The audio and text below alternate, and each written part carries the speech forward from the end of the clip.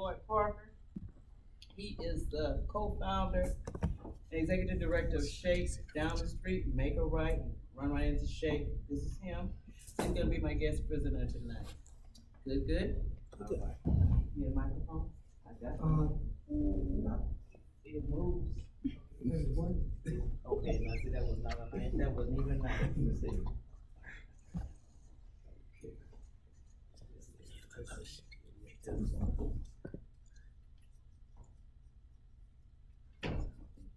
But anyhow, over here.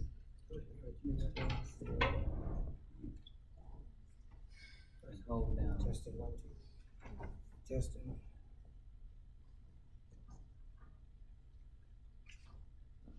Testing 1, 2. I might not need it, but You know, you might not need it. But I don't know what happened. testing. Oh, there you go. Praise the Lord. Who else? Okay. Oh, thank Oh, you. hold on. Till Monday. Before you get started, let me introduce my chair, Dr. Hano. He's got a moment, word to say with you all. I thank him for coming and sharing. Come on, Dr. Hano. You can welcome him. And then before Mr. Parker gets started, he's gonna give you an evaluation for the 433 class. And he's gonna jet off to his youngest son, and we're gonna do our thing. Good, good. Okay. Hey, good evening, everybody. Good evening. Good evening. Yeah, it's exciting to have Mr. Deloyd Parker come and talk to us today. And as always, Dr. Oates brings some very exciting speakers to our class. And let's be very concentrated this evening and listen to Mr. Deloyd. Thank you very much. I really don't need this mic, but I'm gonna use it anyway. Okay. My name is Deloyd Parker, and for the last 50 years,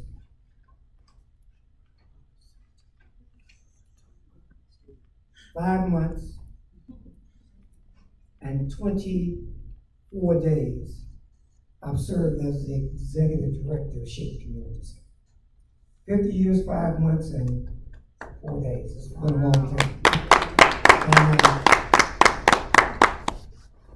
it has been a struggle, but let me share with you.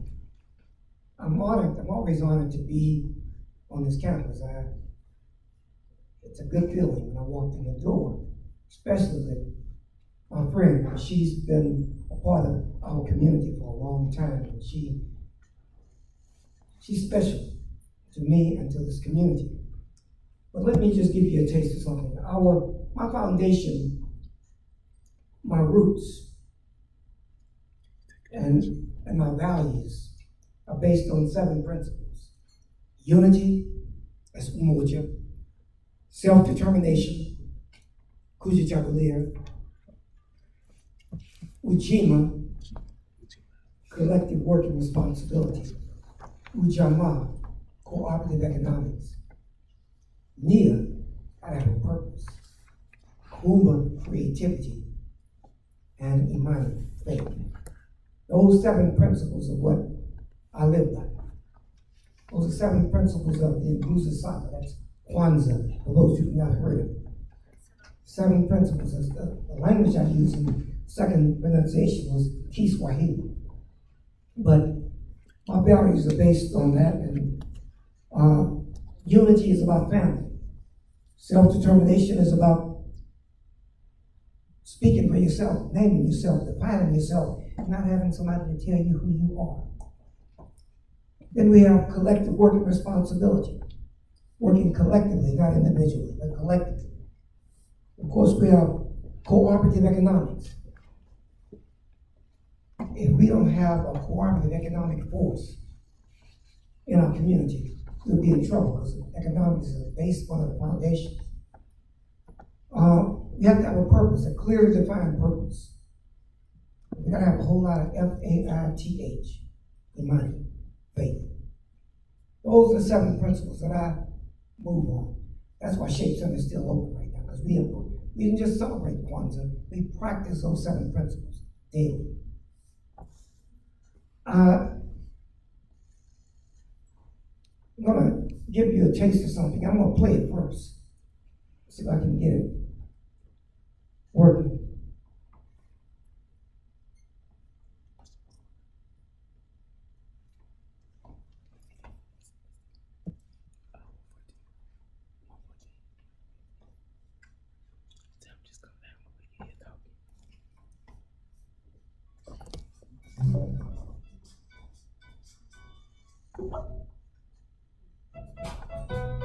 I want you to kind of listen to this. It may sound elementary, but it may give you a hint. I'm just a little child, you say. I don't know what's going on in the world today. But when I see the little children cry, I have to ask the reasons why. I would like to bring about a change, but I'm too young to play the voting game. Won't someone please hear my plea and go to the polls and vote for me? I cry, mother, father, take a stand. Vote for me until I can. Sister, brother, take my hand. Vote for me until I. Well, I still want you to vote for it. Look, those are children of Selma, children in Selma, Alabama, who recognize that they're too young to vote. They're asking you to vote for them, to vote their conscience.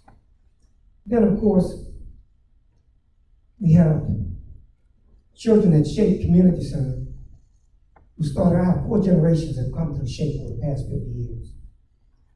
And we make certain that they know who they are. We say a people without the knowledge of their history is like a tree without roots. A people without the knowledge of their history, their culture, and their origin is like a tree without roots. And you know what happens to a tree that has no roots. I'm sorry, I want to put this down. But my concern is that we have put a lot of focus and a lot of energy on national politics, and we let the local politics go to the dogs. I say that meaning we look at the news, CNN, we find out what's going on nationally, and we complain about a lot of that. But we're not doing anything to deal with many of us, are not doing very much to deal with the local politics, what affects us directly. And we need you to help us to address the problems that we have in local. But in order for you to be effective in helping us, we have to find a place that you can fit in. Whether it's education, culture, politics, whatever the area, we have to find a place to fit in. We have to know what our purpose is. We have to know what our purpose is. And before I continue, I would like you to repeat after me if it makes sense to you. I am. Because we are. Because we are. We are. We are. Therefore I am. Therefore I am. There's no me. There's no me without you. without you. And there's no you. And there's no you without me. without me. We are all part of a family. We're all part of the family Of interdependence. of interdependence. The meaning, y'all, that we need each other. Check the kidney doing all this work and the heart's getting all the credit. If the kidney chooses not to cleanse the blood, what kind of blood is the heart go pump? Toxic. If the heart decides not to pump the blood to the brain, will it be able to function? Will the brain be able to do what it's supposed to do? No. Which is give signals to the rest of the body? If the lungs doesn't oxidize the blood, what happens? It's messed up. All the organs have a function, but they have to work together. Amen. Just like it applies to the body, same application goes to our community. In our community, we have different organs. We have different entities. We have the business. We have the medical. We have the culture. We have the education. All these areas represent organs in our community. If any one of them is not working, if the stores in the community is not doing what it needs to be economically, providing healthier foods, if the medical center is not doing what it's supposed to do, if the schools are not doing what they're supposed to do, then we have what you call a dysfunctional community. Just like if the organs are not functioning properly, you have a dysfunctional body and you're sick. So what we push at S.H.A.P.E Community Center and in our community is a value system that speaks to interdependence, speaks to unity of the family and collective work and responsibility, recognizing that no one person could do everything, but if all of us did something, everything would get done. We speak to cooperative economics. Cooperative economics. Supporting our businesses. If we don't support our businesses and we put our money into those who take their money outside the community, our community becomes poor and poorer. And somebody else is becoming wealthier and wealthier. So we encourage people to put the money back in the community, engaging in what's called cooperative economics. And we engage in, we have to have a purpose, a clearly defined purpose. A purpose that tells us what we want and what we're gonna do. We have to have some creativity. I tell everybody all the time that my mother and father invented Rice Krispies. I say, what do you mean? Well, see, I'm from a very large family, 10 boys and girls. They were married 69 years, my mother and father. And if we just happened to scorch that rice, you think we threw it away? That rice became Rice Krispies. A little milk and sugar. And that was the original Rice Krispies. Yeah. Seriously. It was a cereal. So we didn't throw anything away. We made sure we were creative in what we used. A lot of the foods that we eat now that are delicacies were created out of a need, of creative energy and juices. You know, dirty rice, you know how dirty rice came into existence. It came into existence by us actually utilizing what was left over and putting it all together, seasoning it, putting it in the oven, and then you had some dirty rice. It was like rice dressing, is what some of us call it. But it's important to note that many of us in this room, how many of you are registered to vote? Okay. That's one step. To register. That means you're empowered. But you often hear the word knowledge is power, but I have to disagree with that. I think knowledge is power when you use it the right way. Knowledge is power when you use it. If you have knowledge and you don't use it, where's your power? So to vote and not know who, what, where, when, or to register rather, and not know who, what, where, when, or not have information about the election or the candidates, then you may empower your enemies if you don't know. So it's important that we learn about voting, learn about who's running for office, and learn about how we can benefit from that person or those people being in office. It's important that we do that. That requires some research, some checking things out, seeing what's happening. I think when we start working on empowerment, a long time ago, there was a young man named Clarence Brownlee. I'm gonna be jumping so you can stop me. Named Clarence Brownlee, he was on death row. They were getting ready to execute him, give him a legal injection. We fought, we protested, we demonstrated. We did that for years. 9 days before he was to be given a legal injection, we got him off death row. We got an evidentiary hearing. But we fought, we protested, and we demonstrated. Till Clarence Brownlee had an evidentiary hearing. Eventually he was freed. But 7 days before he was to be executed. So we believed in justice, but we had to work to make sure that we had justice. We believed in justice, but we had to protest and demonstrate and speak out for him to be free. Just recently, a man, Brother Reed, was to be executed this week, in fact. I say executed, legal injection. But we met, we protested, we demonstrated, we got petitions and signatures, over 3 million signatures. And he got to stay. See, when you execute somebody, we have a group that meet at S.H.A.P.E called Death Penalty Abolition Movement. So I'm against the death penalty. Why do we kill people who kill people to show that killing people is wrong? Especially if we don't even know if it's based on circumstantial evidence. We can't bring that person back once we found out that he was not the right one. So we adamantly are against the death penalty. And had we not fought for Clarence or for Reed, in Clarence's case, an innocent man would have been executed. But we fought, and we fought, and I mean we fought. We did everything very creatively. We used one of those principles of Kwanzaa. We even put some cow manure on the governor's mansion, because that's what we thought about Texas justice. It wasn't worth that. We went and protested in front of the Conroe Courthouse, in front of the hanging tree, where they hung black folk years ago. We rode buses throughout the city of Houston, the Mart shopping centers in Conroe, passing out flyers. We went to Austin and took upstairs to the rotunda, to the upstairs area, and spoke and protested. We did all of that until Clarence Brownlee was a free man, until we got an evidentiary hearing. But we didn't just talk about it, we worked.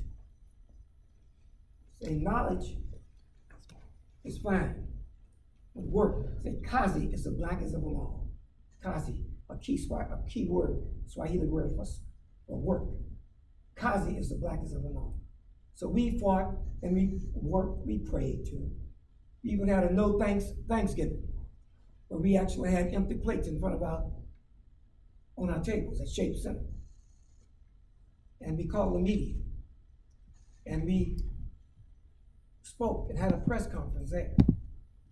All that contributed to that.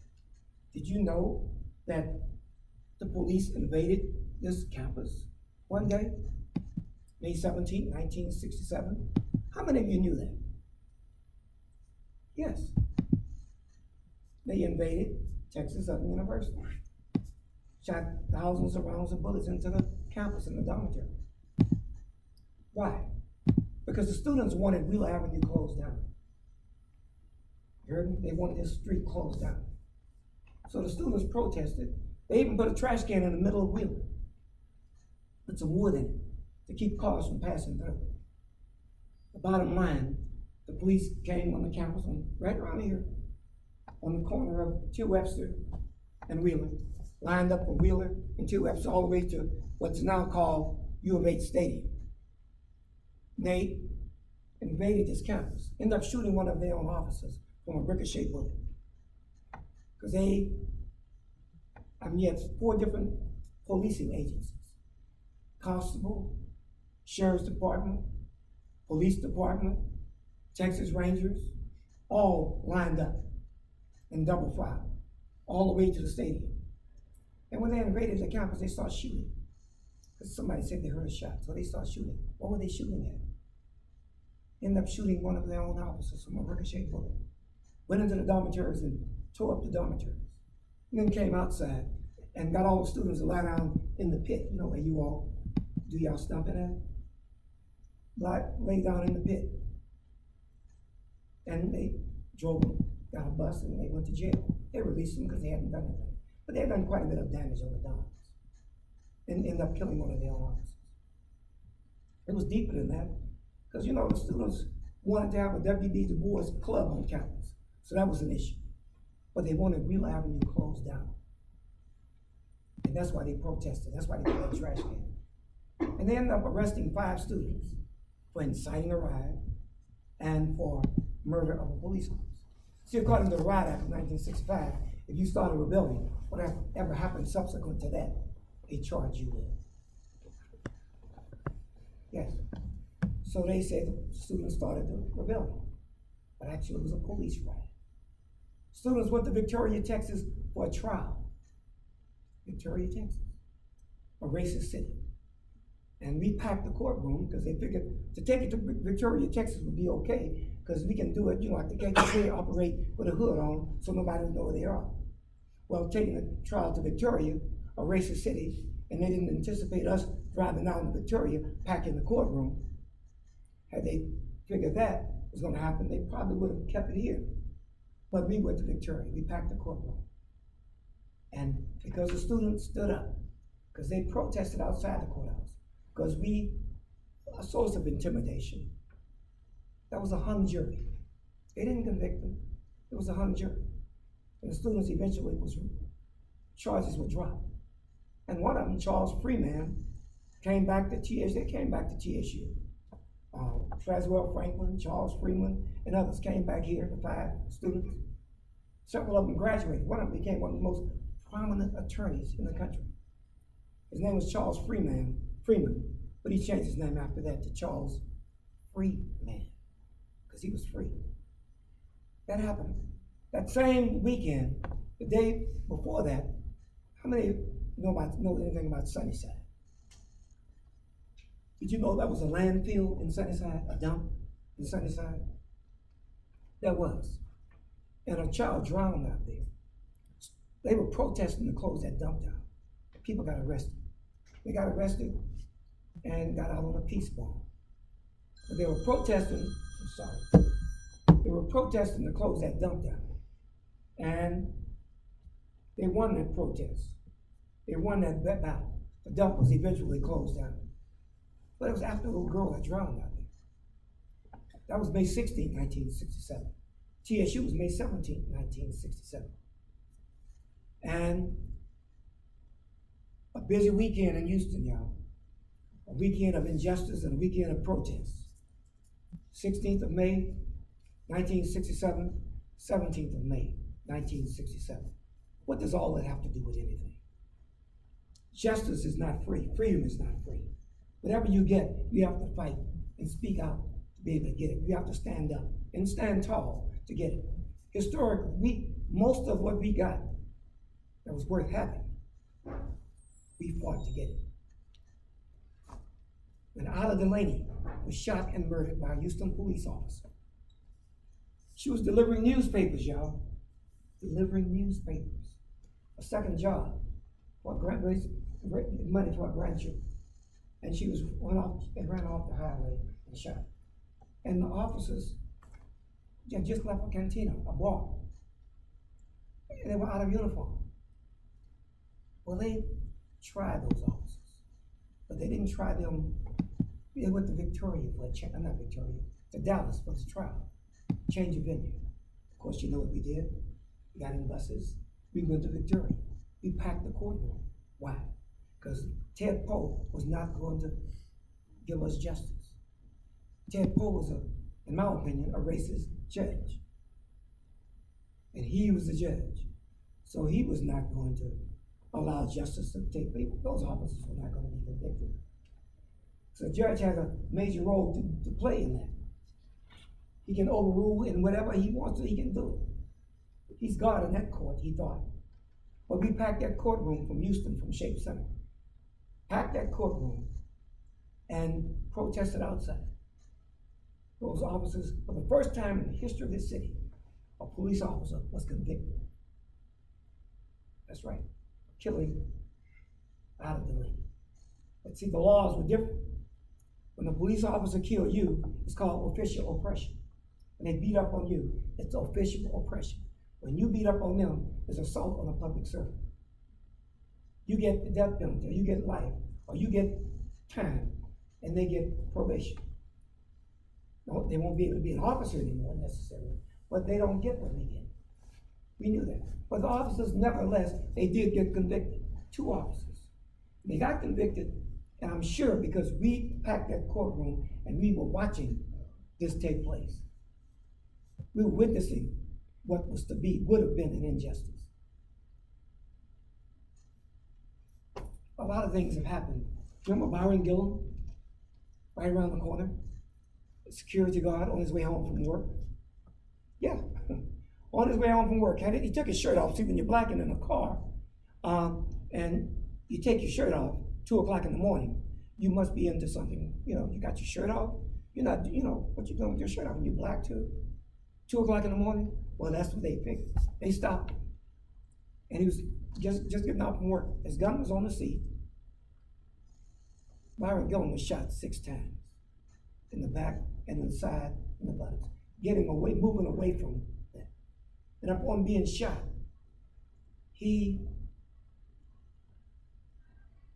Scott Shearhart is the police officer who killed him. And that officer was not convicted, but we raised hell until he was off the force. And he went to a place called Medina County and did the same thing to a Latino kid. But he's an attorney now. He's practicing law now. So he was rewarded for his actions. I'm letting you know that when we got him out of Houston, but Mayor Brown was the mayor at that time. We were able to get him off the force. It wasn't up to the mayor to prosecute him or to convict him, but he did get him off that force. But the DA, who didn't look like me, and it was not necessarily a just person, a good person, a person who wanted justice, didn't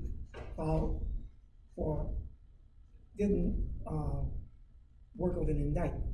Didn't even go to the grand jury. And that officer left Houston, and he went to Medina County. All of those things happened, but the justice that we got because we stood up, we fought, we demonstrated, we protested, and we made sure that we were heard. From the courthouse, to the jailhouse, to the streets. And why am I sharing these things with you? Because I want you to know that work is important. We can go and protest and demonstrate all we want to, but the next step is going back home and developing programs that keep us from being put in those situations. Exactly. We can go and raise hell and protest, but don't go and look at yourself on television and wait for the next day and go back to the same old thing. So what we did is to leave those streets after we got the justice we got there, went back to S.H.A.P.E and created programs to make sure the children had a place to go, that they knew what to do when they were stopped by a police officer. And they knew to put their hands on the steering wheel and let them be visible. That they knew not to make no quick movements. We have videos, we made tapes and CDs, DVDs to show them how to respond when they're stopped. And I believe some lives were saved as a result of that. Them watching those DVDs and learning what to do. Because every time somebody comes to S.H.A.P.E for an orientation, a volunteer, we show that DVD. We show them what to do when you stop. And I promise you, that program in and of itself will help save lives. So again, you see us protesting, you see us in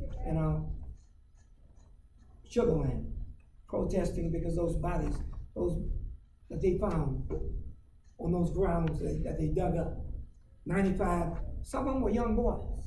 Did you know that? The bodies that they found, the bones that they found in Sugar Land were the bones of people who were wrongfully incarcerated. They buried them there. And we were protesting because we wanted to find out who they were. Do a DNA testing, and we're still working on that. But we went out there and we protested. Had we not, they would have buried those bodies, kept those bodies there, they would have built that school on top of the bodies. They would have, but they didn't.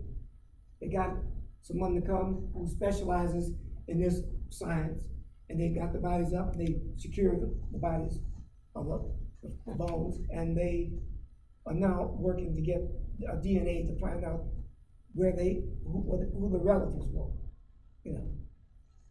But they didn't do that because they wanted to. Had it been up to them, they would have left them there, and the school would have been built. But that hasn't happened, and it's not going to happen right now. So, but again, the point is that protest is one thing. Programs is another thing. Protest and injustice, but develop programs to make sure that you don't subject yourself to that injustice. Is that some water in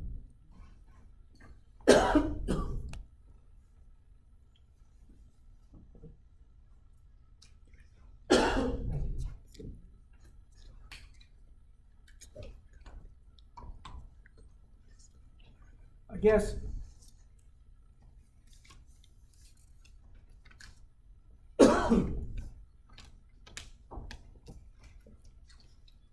What I want you to grasp from what I'm giving you right now is you can go to school, you can learn, you can do a lot of things, but if you don't create programs for the purpose of changing attitudes and minds and empowering people, then the protest will be in vain. I am a political activist, but I'm also a program developer, and I develop programs at S.H.A.P.E Center for families. We deal with the families, the children, the parents, and the elders. We say that the elders are important because they have a lot of knowledge and wisdom that they have to share with the children. What I want to do is stop for 1 second and find out if there's anything you want to know relative to what I've said so far, so I can continue. Anything that I've said that you might want to double in? Yes, ma'am. So I know that you're saying that the programs that you created in the S.H.A.P.E Community Center was directed towards the principles of concept. But when you decided to create these certain programs, was it need-based or that you decided to? Many of our children have a low self-image. Today, have a low self-image. Right. We've been whiting out of the history books. We're white out this, right? But what we want to do is black ourselves back in. We don't know a lot about our history. And we felt there was a need for young black children in particular to know where they came from. And they won't know that unless we tell them and teach them.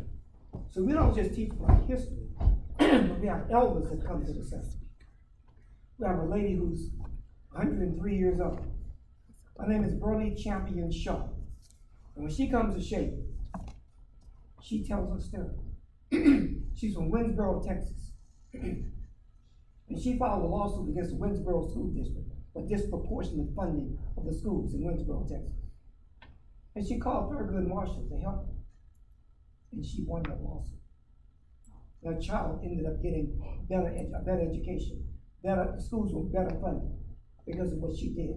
But she tells her story to the children. Edith Irby Jones, the first black person to graduate from the University of Arkansas Medical School. She was a member of our elders. She would tell the children about how she went to the University of Arkansas Medical School and fought and worked, and the first black to graduate from that school. Then came back to Houston and worked and practiced medicine for 60-something years. See, so we have Dr. Romania Washington, whose daughter is a police officer on this campus right here. The first black chiropractor, licensed chiropractor in the South, 92 years old. He's at S.H.A.P.E every Tuesday and Thursday, telling his story. To address your question, is that we felt that because our children, many of them, did not know of their greatness, they didn't make the expectations of themselves and that others was not great. If you don't know what your potential is, because you don't know the history of your people, you're going to be stuck. So what we wanted to do is teach them and the foundation, the principles of Kwanzaa, unity of the family, and self-determination, collective work and responsibility, cooperative economics, purpose, creativity, and faith. Those are fundamental, those are foundational principles. That's what you have to have a strong family. On the back of all our shirts, we say, strong family, strong nation. To have a strong family, you have to know who you are. You have to know that civilization, education, started in a place that many of us were descendants of. We have to know that our history didn't start in America. You know, we have to know that Charles Drew and Denmark Vesey and Gabriel Prost and all those people we learned about here, that wasn't the beginning of black history. We have to go as far back as we can go to know our values, our work. We have to. And we have a little center in West Africa, in Gambia. It's called the S.H.A.P.E of the Gambia. That's where Alex Haley traced his roots. If you ever saw the movie Roots, men wrote the book Roots. He traced his roots to a place called Gambia, West Africa. When I go back there, we have an NGO, non-governmental organization over there. When I go there, and I brought some children with me several times, they get a chance to go to the Senegal in particular, and go to Gorée Island, then get on that boat and go across to Gambia, to another place where we were in captivity, where they put us, a dungeon, before they shipped us to North America. When I tell the children that, they know, and there's a lady named Jean Wilkins Dimmer, who just died about 6 months ago. She was 89 years old. She had this thing that said, "We are phenomenally amazing people." Anybody who goes through what we went through, you gotta be a strong person. You gotta be strong people. What we went through, but see, we don't know what we went through, because we don't learn it. It's not taught in the history book. We talk about slavery, but we had a whole lot to go on before slavery. You know, but Jean Wilkins Dimmer was an activist from New York, and she was you probably saw this lady walking around Houston with buttons on her hat, with a sign on the back saying, "Racism is an illness. Are you sick?" That was what she had on her back. And she was protesting everywhere she went, up until the day that she died. She protested against injustice. And when she had a homegoing at the Shrine of the Black Madonna, everybody came. The mayor came, congressmen came, because they knew she was one that, when Lee Brown was elected mayor, she stood up at the inauguration, started singing, "Lift Every Voice and Sing." From that day on, at inaugurations, they've been singing, "Lift Every Voice and Sing." So she was a pioneer. And it's not just about her, but it's about people knowing about her. Knowing about Miss Jean Wilkins Dimmer, who would get up in St. Mary's Church and speak out in the church and talk about who owned slaves. She would kind of get on the Catholic Church for their role in slavery. She was uncompromising. And you have to be. You have to be. I mean, if you're gonna be heard and respected, you have to be uncompromising. You know? But we have to teach our children. You have to know, I'm talking about our children, you have to know your history. Because it saddens us that as we get this far in education and still don't know about our own greatness. Think about it. Yes, sir. Really very exciting, I think, what you're talking about. Because some of our kids sometimes they don't know that. They can be quite. They can be what? They can be quite. Okay. Because where they come from, they never seen medical doctors like them, professors like them. And that's the essence of institutionalization, where our own can be, and they can be mentored, they can be taught by people like them, so they can believe in themselves. And we have to keep doing this, because there's still a lot to be done. There's still pockets in the US where our own, they don't know how great they are. Because sometimes somebody has to see people looking like them and making great accomplishments. Yeah. You see, when they came here first, I'm from Congo. You can come, you can work. They Congo. Yeah. I was wondering if people knew what Africa was and what Congo was. In Kenya, Africa was bad news. That war, famines, rebellions. But you see, that's. But you've been to Africa, and you See, know Africa is not like that. But if I'm gonna keep my foot on your neck, you have to think and believe that I'm not worthy of not having your foot on my neck. In other words, you have to believe them. Too often, we have a low expectation of ourselves because we don't know about we don't know our history. We don't know about S.H.A.P.E, Dr. Kwame Nkrumah. We don't know that I was blessed to be able to see and meet S.H.A.P.E, Dr. Kwame Nkrumah, the president of Ghana, when he was in exile in Guinea. And he was the man who created, who was one of the founders of the OAU. It's now the African Union. And he was a great man. And he studied here in the States. But a lot of people don't know who he was and what he contributed to. Same thing with Stokely Carmichael. A lot of people didn't know that he named himself Kwame Ture after Kwame Nkrumah and Sekou Touré. So he's the one that created the phrase Black Power. See, Willie Ricks said black and Stokely said power in a place called Greenwood, Mississippi, at a protest. But we don't know that.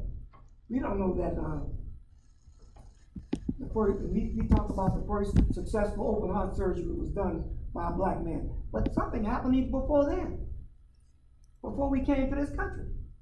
The oldest form of communication was the drum, not the telegraph, and not the typewriter, the telephone, but the drum. And it had a message in the drum. When you beat a drum, and you can beat it in certain vibrations, you hear it across the way, and a message is transmitted with that drum. I'm sure that's how they got the telegraph. What is that they used a long time ago? Was it telegraph? Morse code? Hey, but we had Morse code with the drum. But I'm saying, these are things that we created. But we don't know that. A lot of us don't know that. We don't know about the pyramids and the origin of the pyramid. We don't know. And people say, well, so if I know about it, what is it going to do? Well, it's not going to do anything unless you know that that's part of your heritage. You can't run from who you are. And when I thought about it, I said, well, when I started S.H.A.P.E Center, when we started S.H.A.P.E Center in 1969, we named it Self-Help for African People Through Education. Self-Help, S.H.A.P.E, for African People Through Education. So, well, I'm not no African. Well, that's another thing to be writing about. The original man on this planet was an African. First man that set foot on planet Earth was an African. And as far as I'm concerned, everybody that comes after that is just a shade of black. If you understand where I'm coming from. So to know that, and to study, and to research, and to learn black history, to teach black history, there's more than black history, it's culture as well. Because a lot of people don't know about libation. We don't know about what it means to pour libation. And what we don't know about those people who actually came to this country and went back, like South Africa, apartheid. To give you a taste of it. We fought one of the person who graduated from this country, this school, Mickey Leland, who was killed in a plane crash on his way to Ethiopia to deliver food to Ethiopia. And he was killed in a plane. I don't believe it was a plane crash. I don't believe it was an accident. Because Ron Brown was in the plane too. They both were killed in that plane crash. I think he was murdered. I believe to this day. But Mickey Leland graduated from Texas Southern University, School of Pharmacy. He's a congressman. Mickey helped me start S.H.A.P.E Community Center. Before he left to get on that plane, he came and told me, said, Brother Deloyd, what I want you to do is talk to the Harris County Black Caucus and let them know to use that money, because they had money, they were having Christmas parties, for kids every year. They were misusing it. He made sure he came to S.H.A.P.E, he said, Lord, make sure. And I'm gonna make sure they do it before I leave. Spend that money for those children in the inner city.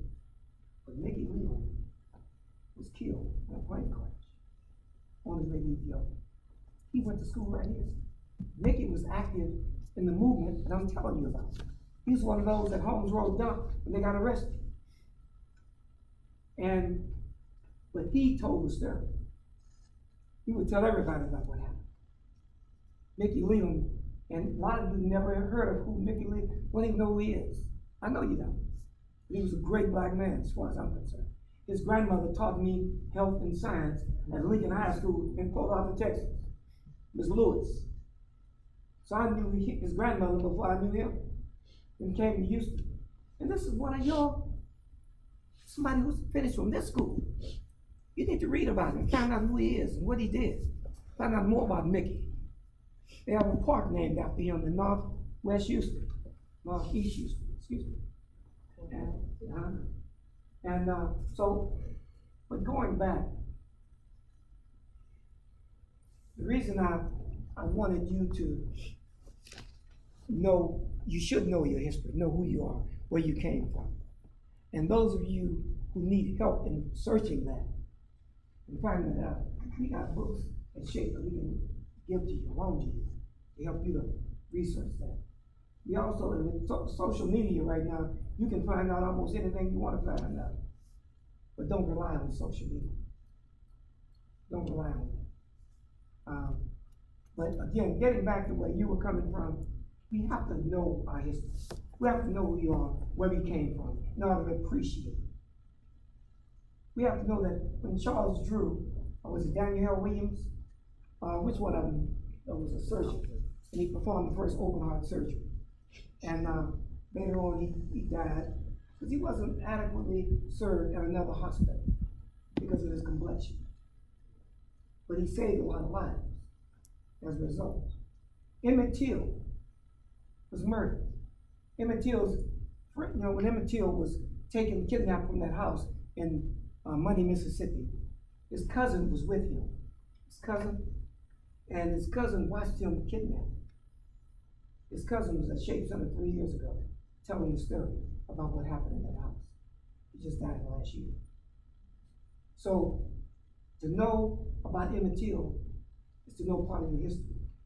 To know about the pyramids is part of your history.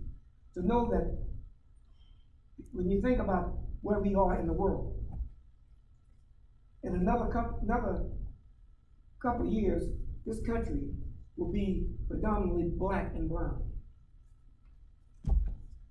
But that won't mean a whole lot if we don't know who we are, if we don't know our history, if we don't know what we have to do to empower ourselves. In our community right now, if I spend some money at this store across the street, it's owned by somebody who does not look like me. And the money, the profits that's made are going to another community.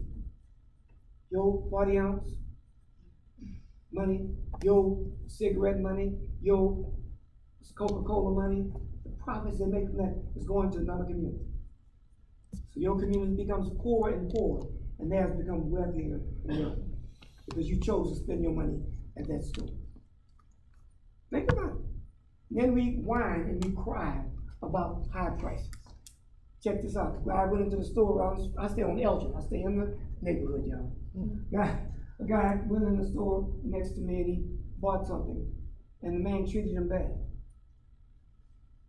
And I went back there the next day, he bought something, the man treated him bad.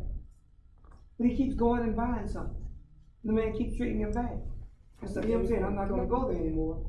I'm gonna take my money somewhere else. I said, well, you don't have any black places to take our money. Well, hey, what? Putting it there is worse than taking it to H-E-B or going to another store outside the community. Because you paying somebody to oppress you. Because that's what they do. And they don't have to look like, they don't have to be Caucasian. They can be of other complexion, other origin. So, come on, give me some. I need something to work. Yes, ma'am. Now you're from Ghana. Actually, you were born in America, but No, I was born in Ghana. I'm just messing with you. Then you will know. You know today after the day about Kwame Nkrumah, won't you? The year of the return. Huh? Yeah. Okay. So my question is, within the Kwanzaa beliefs, how does the protest work? Because you mentioned some of the protests that you were involved in. Okay, protest is how you live the principles of Kwanzaa. Okay. Kwanzaa, unity of the family. We have a celebration every year, the 26th of December, the day after Christmas. And by the way, Kwanzaa is not a black Christmas, y'all.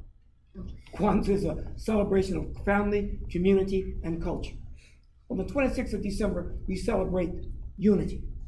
We have a huge celebration. Hundreds of people come in different locations. And we light a candle for unity. We have somebody to speak on unity. You got me? They speak on what unity is, how important it is to have it, not only in your family, but in your community. Then you have vendors that come and sell their wear.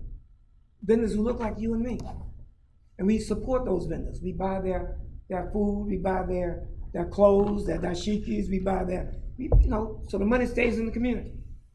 Then they have entertainment, somebody that sing, and we have African dancers, we have all that takes place. All that happened at Kwanzaa. But they speak on the principle for that day, which is unity. Then the next day we go to another place and we light the second candle for self-determination. Somebody speak about speaking for yourself, thinking for yourself, naming yourself, defining yourself, and not having other people tell you who you are. Somebody speaks on that principle. And then of course we have the vendors and everything. And it doesn't cost anything. Then the third day, self-determination, collective work and responsibility. And the fourth day, cooperative economics. Each day somebody speaks, but you move it around the city. In Galveston, at the Shrine, at S.H.A.P.E Center, at the Multi-Service Center. We move it all around. And Lloyd's, and everybody comes, it's like a reunion, really. People come in town for the holidays, they get a chance to come and have a celebration and have fun and enjoy it. No drinking, no smoking, no drugging, no stupidity. Everybody's healthy, wholesome, and enjoying themselves. That's the celebration. Now the practice of that is what I do after that. What do I do after I celebrate? Not what I do after I practice Christmas, after I celebrate Christmas. I'm saying when I celebrate Kwanzaa, the next day or right after that, my family come together. We give gifts like books and things that we make. We don't go to the toy store and buy something from another store for somebody who doesn't look like us and deplete our cash flow, spending money for somebody outside. We buy something from somebody who look like us, who's in our community. That's what self-determination speaks to.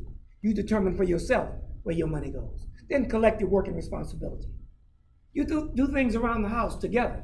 You might wash the dishes, somebody else might do something else. Everybody work together. But that's practice in your home and in your community. Then, of course, you have what's called a purpose. You have to know what your purpose is. Unity, self-determination, collective work and responsibility, cooperative economics, purpose, creativity, and faith. We practice this year-round. At S.H.A.P.E, and many people come to S.H.A.P.E, we always promoting Kwanzaa, working together and practicing those principles. So again, the celebration is one thing, that's just 7 days. But the practice is 365 days out of a year. Otherwise, the celebration is nothing unless you practice what you celebrate. So that's what we do at Kwanzaa. So it's called the Nguzo Saba. That means the 7 principles. Kwanzaa. Kwanzaa is a celebration of family, community, and culture. And people say, where does it come from? You didn't have no Kwanzaa in America? Look, Kwanzaa is generated, it was created for us because we had no holiday of our own. It was created for us. So we can have our own celebration, our own culture, and it was extracted from Africa. In Nigeria, they have the Yam Festival, where they celebrate the harvest. When I say celebrate the harvest, when you harvest, everybody work together to harvest. When you get ready to plant, everybody plant together. And when you get ready to eat, they have a big feast and everybody celebrate. Same thing in most African countries.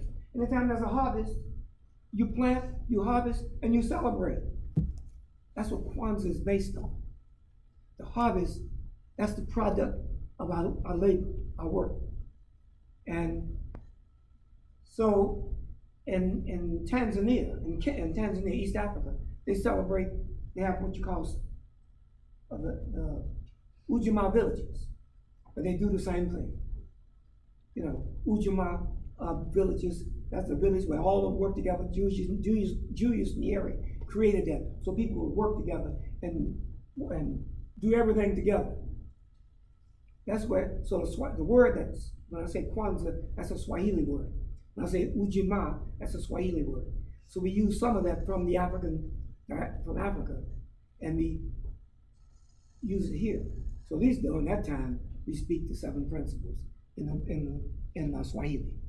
Ujima, no. Umoja, Kujichagulia, Ujima, Ujamaa, Nia, Kuumba, and Imani.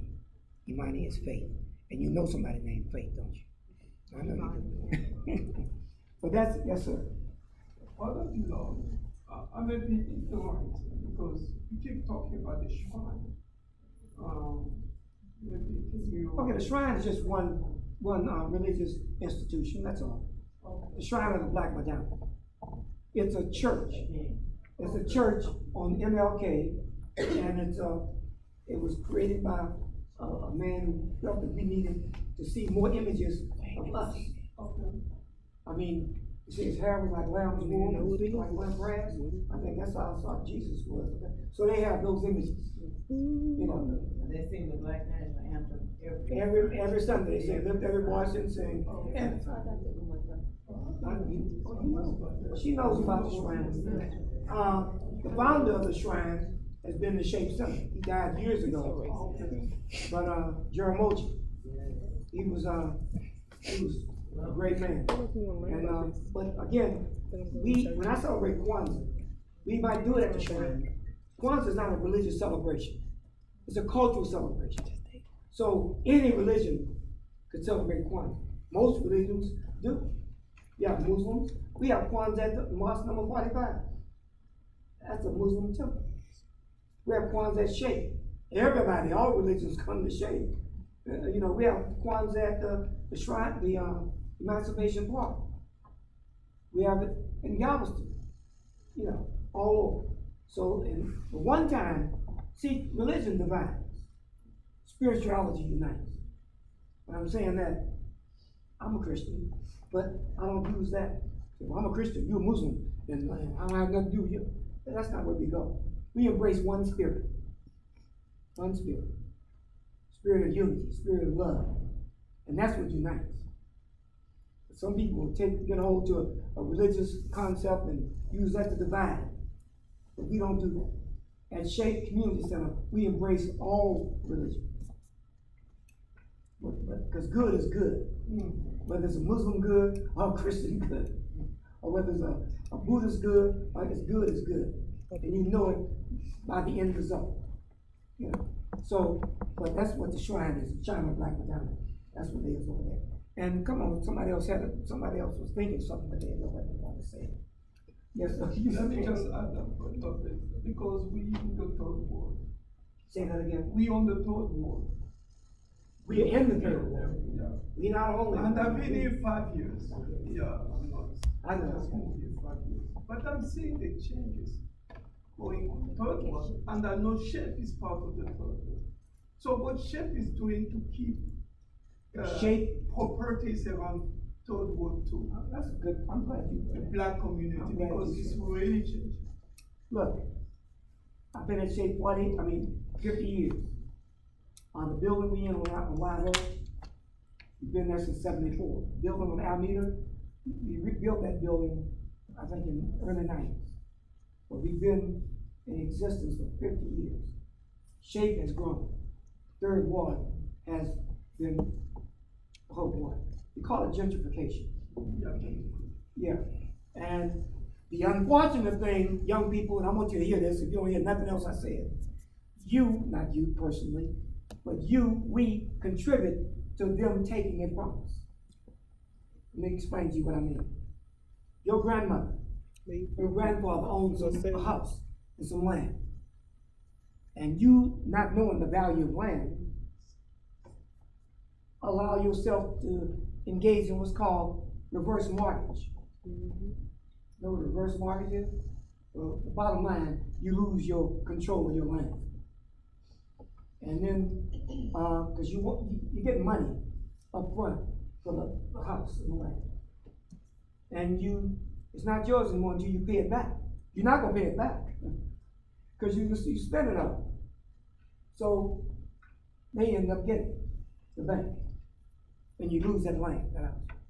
A lot of young people, not you of course, but a lot of young people are contributing to that. Because they're looking at the money up front, not the land in the future. So you let that land go, you sell it, and you sell it for cheap. That's why you see these signs saying, we buy what? Okay. We about look, ugly house. That ugly house is worth a whole lot of pretty money. But we don't know that. And we want the money, we see the money, and our values have been kind of screwed up. So we went on and sell the house and get the money. We got the house, they got the land. Next thing you know, you see these big old buildings going up on the property. Say, golly, and they getting big bucks for it. I know a person who was a doctor in the community. That person is no longer here. I'm not gonna give a name. It could be a lot of people. But this is the person. Oh boy. The family was not united. So they were fighting over the property. Neither one of them got the property. The taxes were not paid. Somebody else got the property. Because the family was not united. They were fussing and fighting over the property. And the property right now is worth $2.6 million. But they don't have it anymore. It's gone. So I encourage young people to recognize the value of land. You cannot reproduce land. You cannot grow land. You can grow from it, but you can't grow the land. It's limited. Limited. So anything that's limited is going to be of great value. And land is truly limited. So in Third Ward, I live on Elgin. I'm a hold on to my piece of property. You know, S.H.A.P.E Center owns building over here and the one on Alameda. We gonna hold on to that. In fact, we got it exempt from eminent domain. The 501c3, not for eminent domain. Eminent domain is where that property eminently don't belong to you. If they want it, they can get it. If it's a government, the government could get it. You know. But we had a park built, check this out, next door to S.H.A.P.E on Live Oak. We got the city to build that park. Listen to me, Count. We got the city to build that park. We said we want a park right here. The city built the park. That's when Lee Brown was there earlier. The city built the park. And we want to design, we said we want to design the park. So, along with two residents in the community and me, we sat down at a table and we said we want a gazebo. We don't want a basketball court. We don't want a 40-ounce court. Y'all know what that is. You know what a 40-ounce court is? Okay. We don't want a 40-ounce court. For those who don't know, that's what people, they drink that 40 ounces, play basketball, and next thing you know, glasses all over the thing, and the children can't play there because they're bogarted out in the park. So we don't want a basketball court. We want a handball court and a racquetball court where we can play racquetball, handball, and we want that part fenced in where the children can have a square, they can play square, and we want the gazebo, and we want what do you call it? A lot of nice trash cans, a walkway through there. We want barbecue pits, we want tables. We designed that part. And guess what we want to name it? Our park. Our park. Well, you already know. We want to name it after everybody in this room. How do you name a park that you design, that you name after everybody here to be all inclusive? What three-letter word could you name it that would include everybody in here? When I say that word, I'm going to be inclusive. Say it again. Our park. Hey, where you going? I'm going to our park. Oh, don't drop that paper on our park. How you relate to it has a lot to do with how you treat it. If your perception is that it's yours, you're going to treat it more than likely like it's yours. But if it's somebody else's, you're not going to have the same value relationship to it. So we named it Our Park. And we have so many, Abba Baca, a drummer, a master drummer, passed a couple of months ago. We had a drum circle in the park. We had 100 drums in our park. All around the park. Congo drums, bongos. And they played the drums for 5 hours in tribute to Abba Baca, the master drummer. It was a wonderful experience. The light was shining and the drums were playing. That's what we did at our park. We have our Pan-African Cultural Festival at our park. So we have a lot of events at our park. We named it, we don't wanna have it, it's something that we have.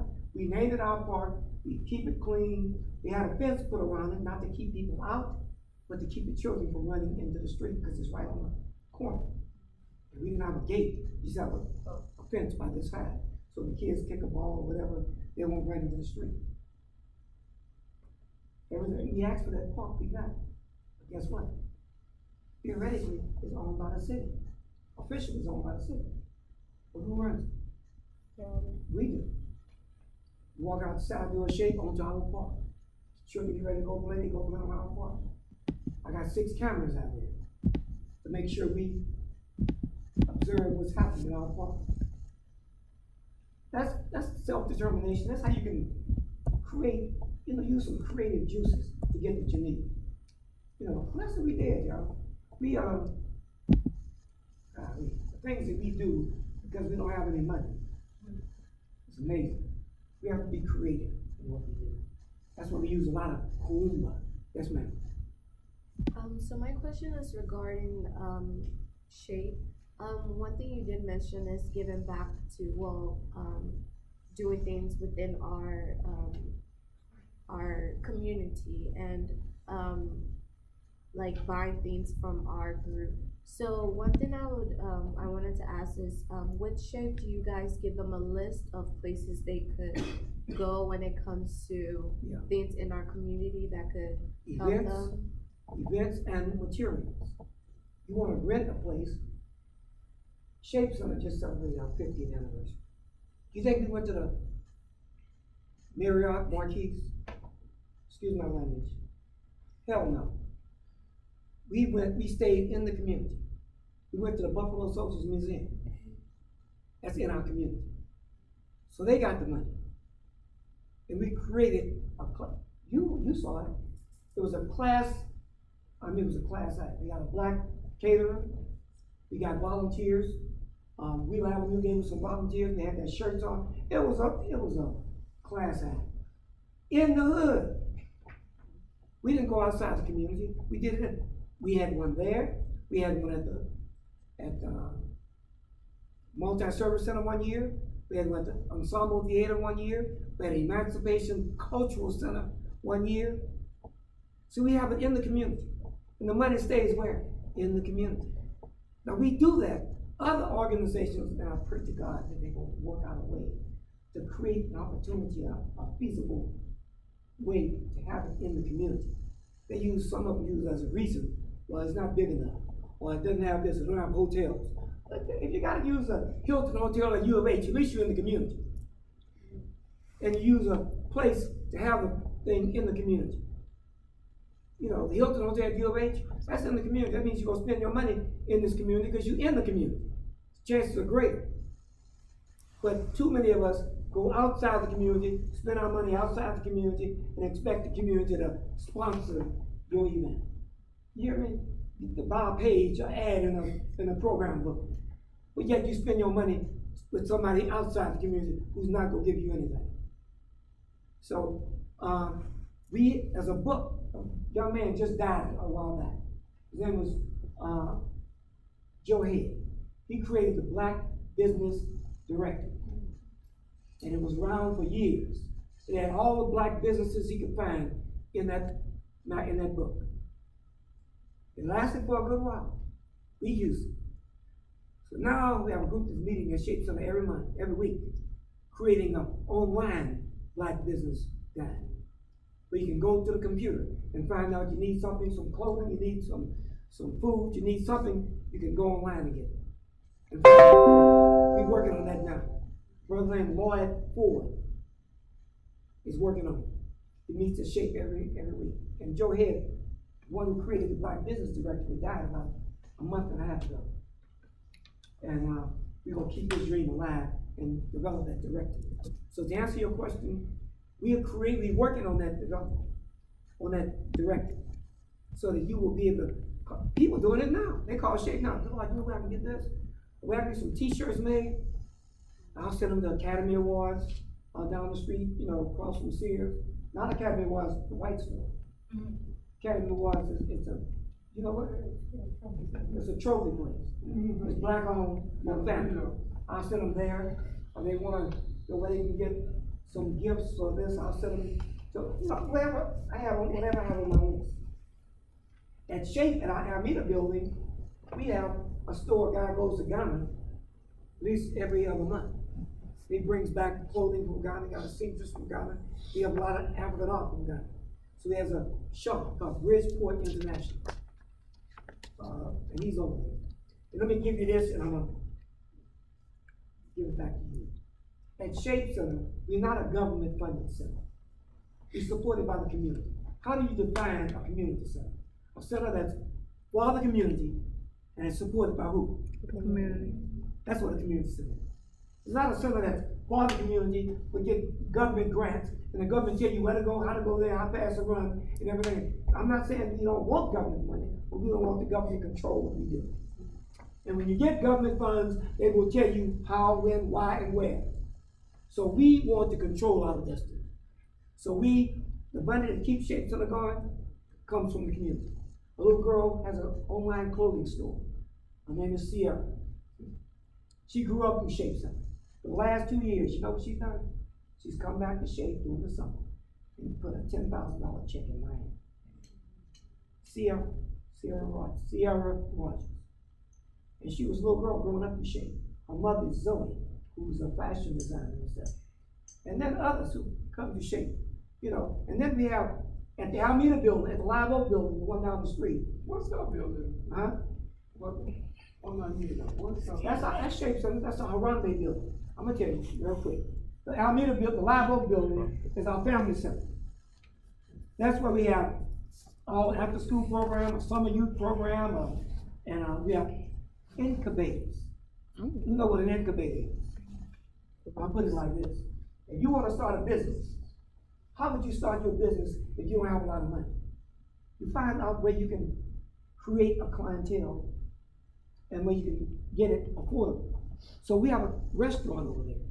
On Monday and Tuesday, somebody rent that restaurant. They rent it, they pay it monthly. And they rent it and they sell their products and they build up a clientele. They don't have to pay the permit, they don't have to pay for the supplies for the restroom, they don't have to pay for the city of Houston permit, they don't have to pay none of that. The grease trap, because that comes in the rent and it's affordable. So they build up that clientele until they're able to what? Go into their own place. That's an incubator. On Wednesday and Thursday, Susie is there. She's from from South America, Guyana. She has chickpeas, jerk chicken, and all kinds of stuff there. She has the biggest clientele. And she's already ready to move because her clientele is overwhelming now. She got started at S.H.A.P.E. All she had to pay was $500 a month. But she created her own stuff. Then on Friday and Saturday, Nedra is there. And she has another kind of food. Then on Saturday and on Sunday, a lady from New Orleans is there. They rent the space, and they build that clientele up, and eventually they go and start their business somewhere else. That's what it is. But they don't have to, they're able to raise money, make money, and build up a clientele. We do that for them. And S.H.A.P.E Center benefits too, because we rent, give us the money for rent. At the Alameda building, the one that you saw, the Harambe building, we rent out space. There's the guy I'm telling you from Ghana. He has a space over there. He sells clothing. He had a fashion show day before yesterday over there. He sells clothing from Ghana, and he has a seamstress from Ghana. They sell art and all that stuff in there. We rent that space to him. We have a home health care, American Home Health Care, that's located over there. So if you need a provider for your home, your mother is not well, and she needs somebody to come and prepare food for it or whatever, that's located in there. They rent that space. American Home Health Care. We have Wazy, a guy from, where's Wazy from? He's from Nigeria. He's born here. He's from Nigeria. He rents space for a tax office. Need your taxes done? That's what he does. He rents that space. He's also on our board of directors. Then you have an art guy, Charles Washington. He's the one that he's done over 1,000 doors, art doors. He's housed there. So there's 4 businesses that are housed, and my office is over there. My assistant's office is over there, and Edith Selgary, who works for me, she's over our volunteer, she's over there. Then we have a large room, twice the size of this room, where people are able to rent out for birthday parties, repasts, baby showers. You have a fraternity, a sorority, want to rent a space, they have to back off for a minute because they were too interesting. now I had to find those 20 those bottles of alcohol in the back, because we don't do alcohol, you know. But nevertheless, we rented out to family-oriented events. Family-oriented events. Baby shower, repast, birthday party, all that stuff you can have there. We had a fashion show there Saturday. Oh, we also rented out for flow motion dance group. You know what flow motion is? You know, you dance, you swing out. Okay, but they rented every Saturday morning from 8 until 12. They have a class for young people and a class for adults. They rented, and they pay for that. So that's how we get money to keep Shapes in order. You know, renting that space up. And then we have our funds over there. So a lot of stuff that goes on now. Everybody and their mama meet at S.H.A.P.E Center. Association of Black Social Workers meet at S.H.A.P.E every month. Association of Black Psychologists meet at S.H.A.P.E every month. Death Penalty Abolition Movement meets at S.H.A.P.E every month. Lost Foundation of Islam meets at S.H.A.P.E every Saturday, Friday, and Saturday. Wednesday and Saturday and Sunday. Mosque number 45. You know Abdul Halim Muhammad, alias Robert Muhammad. He got his doctorate degree at TSU last year. It's Robert Muhammad was his name before. He's over the mosque. They meet at S.H.A.P.E on Thursdays. Then we have Cocaine Anonymous. Check this out. Cocaine Anonymous. Who are they? These are people who've been through treatment and they sober, but they want to stay sober. So they have a meeting at S.H.A.P.E every Saturday and Sunday, you know, to discuss their situation. Another group called Women's Connection, Women's Roots. They meet every month at S.H.A.P.E Center. Women who've been through some ups and downs, they meet at S.H.A.P.E. And you have math tutorial. We tutor in math every Saturday. And we have another group, you've heard of Derek Mohammed? Derek is this bald-headed guy you might see on television sometimes, young guy, very articulate, very progressive. He meets at S.H.A.P.E and he has what's called computer coding for young black boys between the ages of 11 and 17 and 16. Teaching them computer coding so they can get a job. You learn how to do computer coding, you can get you some money, they get a job. Medical coding, all kinds of different areas of coding. So they teach that every Saturday at S.H.A.P.E Center. All these people meet at S.H.A.P.E Center. So that's what we call S.H.A.P.E, United Nations of the Hood. You know, everybody meet at S.H.A.P.E. And you go into S.H.A.P.E, you see 5,000 pictures on the wall. Those pictures reflect 50 years of history. A lady came in and said, how come my picture's not on the wall? You know what I did? I got that phone, I took a picture, sent it to my email, printed out in color, and it was on the wall before she left. Everybody and their mama has been to S.H.A.P.E. Winnie Mandela has been to S.H.A.P.E. Mos Def has been to S.H.A.P.E. Reuben Hurricane Carter has been to S.H.A.P.E. Martin Luther King III has been to S.H.A.P.E. Francis Welsing has been to S.H.A.P.E. I mean, you can name it. What's his name? Emmett Till's mother, she came to Houston and spoke at U of H. She was at S.H.A.P.E. A lot of people have been to S.H.A.P.E because they find Dick Gregory has been to S.H.A.P.E. Why am I saying all that? Because people find there's a need to go to a place that they feel good in. They're comfortable. And you can walk in S.H.A.P.E. How many of you in there have been to S.H.A.P.E? How do you feel when you walk in there? Honestly. Cool. You got the opportunity to volunteer at Food Bank. Oh, you sure did. That's right. Who else has been to S.H.A.P.E? Now, when you walk in there, I'm gonna tell you, that's what people tell me. They had a film showing at the Shrine last week. a preview of a documentary. Some young ladies from California came, they wanted to show it at the shrine, they showed it, before they went to the shrine, they came to shake. And they didn't want to leave. And before they left, the picture was on the wall. My point is that it's a good feeling, you're welcome, you're invited. It's a, might smell the food in the kitchen, see the children running around, if it's after school, see the elders coming in for the Elders Institute of Wisdom. I think I told you every Tuesday and Thursday, the Elders Institute of Wisdom meet at S.H.A.P.E. What the hell is that? What is he talking about? These are elders. You mean old folk? No, old wise folk. There are two kinds of old people. Old people think they know what? Everything. When you think you know everything, what do you learn? Nothing. That's called an old fool. But there are old people who know they don't know everything. And their minds are always, and they never stop. That's an elder. Every Tuesday and Thursday, they meet at S.H.A.P.E. They exercise, they talk, they dialogue, and if it's the summertime, I'll sit an elder at the table with 3 children, and they'll mentor those children and tell them their history. It's every Tuesday and Thursday. And after they exercise, talk, tell their story, then I'll cook a 3-course vegetarian meal for them every Tuesday and Thursday.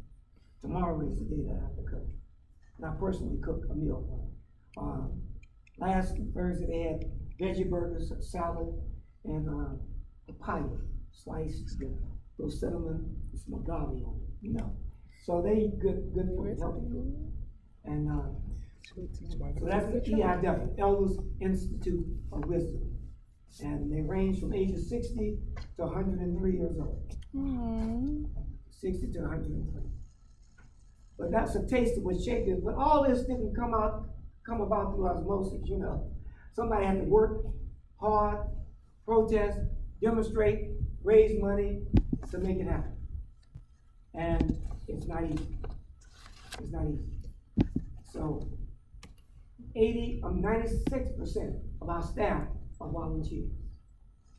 Just like when you came to volunteer, we have people coming back. And most people come and they give back. They come back and they give back. That's what keeps an institution alive. Not to come and be a parasite, you know, suck out what you want and don't put nothing back in. People come, they take, and they come and give back. Many of them do. And we appreciate that. And we have an international reputation.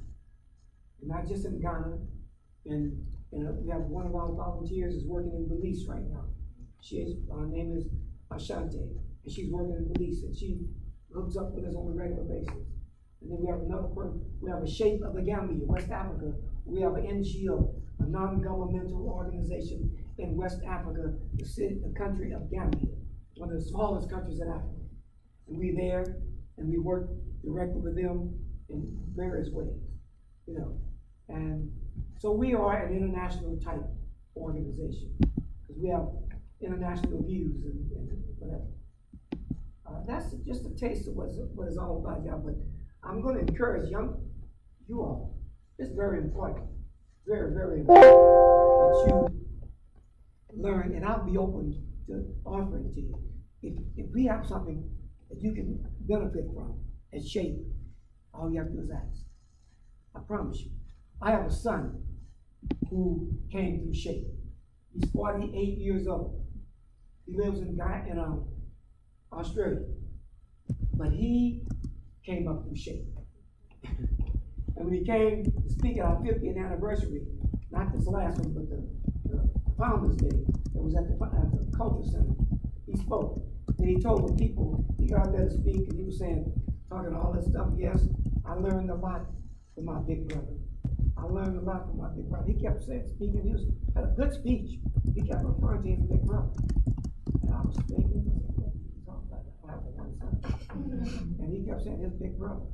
And then people started mumbling around the table. Oh, I got a child we didn't know about. They started mumbling, all that sir was mumbling around the place. And then he said, my big brother was S.H.A.P.E community. I cried. Because what he meant, he grew up through S.H.A.P.E. You know, 48, so he grew up through S.H.A.P.E. And he didn't call me daddy at S.H.A.P.E. Because I couldn't, he had to call me Robert Deloyd, because he was with the other kids, and I didn't want to show favoritism. So he had to, and he didn't really understand that until after he got old. He said he could appreciate it now, why he could call me Robert Deloyd, not Daddy. You know, while he was at the center, at least while he was at the center. But my son lives in Australia, and he's very supportive of what we do at S.H.A.P.E Center. And he's doing some work in Australia now. He's a sound engineer and produces music as well. But that's what's happening, and I'm just an old man. I'm 72 years old, real old. Born June 1st, I'm talking about S.H.A.P.E Center. S.H.A.P.E was born June 1st, 1969. I was born November 7th, 1947. I was gonna say, ain't no Gemini. November babies. But check this out. Check this out. And I'm gonna finish. I was born on June. See, I'm still making myself a shape. I let you know, S.H.A.P.E must be my wife. But I was born on November the 7th in 1947. And my son was born on November the 1st, 1971. Who can figure that out? What did I just say? I was born November the 7th, 1947. My son was born on November the 1st, 1971. Now what correlates in that? Think about it. How old am I? 72. No, but I'm talking about when that happened. That was last year when I went to Australia. I spent my birthday in Australia. The bottom line, I was born in 47. My son was 47. Oh. He was born in 71. Years of 7. I was 71. It happens only once in a lifetime. And I was in Australia during that time. So the 1st through the 7th, we celebrated our birthday, his and mine. And it only happens once in a lifetime. He was born in 71, I was 71. I was born in 47, he was 47. And but his name is Kambui, K-A-M-B-U-I. And he's wonderful. That's me. I am, I guess I already told you I'm old. And I'm from a little place called Port Arthur, Texas. Really, Port Arthur, Texas. Actually, it's called Port Arthur, because it's a resort. Keep at the resort, almost anything to get out of it. Okay. Any other questions, and I'll make the answer short and brief. Any questions about anything? Nothing at all? Okay. Everybody got your 2043. Huh? Hope everyone understood the 2043. What's 2043? By 2043 will be the majority. Oh, yeah, that's, we, not just Latinos, but blacks will be the majority. Yeah, Latinos already creeping up on it, but we will be the majority by 20. That's right. And, but the majority don't mean nothing if you don't have any power with it. So we have to do something intelligent, something sharp with that, So in 24, with that strength. I'll be 53. Well, I'm gonna ask each of you, because once you do this, you won't regret it. If you select a day, In 2042. and you let me know when, talk to your professor, and I will take you on a tour of S.H.A.P.E Center, and you won't regret it. I will take, because when you walk through that place, and you see the pictures, and you see every African country and country of where we live at, not just Africa, Cuba, Guyana, or whatever, flags all on the wall. When you see all the people who've been to S.H.A.P.E, you'll get a good feel. And the lady at the front there is Phyllis, that you went to school with. Here's Phyllis Washington, went to school with your professor. She, check this out, she went to Blackshear Elementary School, Ryan Middle School, Yates High School, and Texas Southern University. All 4 institutions within walking distance. And she's an engineer. She retired, but now she volunteers at S.H.A.P.E 6 days a week. 6 days a week. Phyllis Huntsberry, Washington. That's it, y'all. If there's nothing else, I hope I was able to give you something that you can use So what? I hope that what I said was beneficial to something. Well, I have lots of notes, I just. 50 me. And if you need to talk to me, just give me a call. I'm in shape every day. Hi, Mr. Parker, on behalf of our class, I just want to give you the certificate just to thank you first for taking your time to come to speak with us and answer questions that we have for you. So, on behalf of our class and Dr. Ellison, just want to give you the certificate.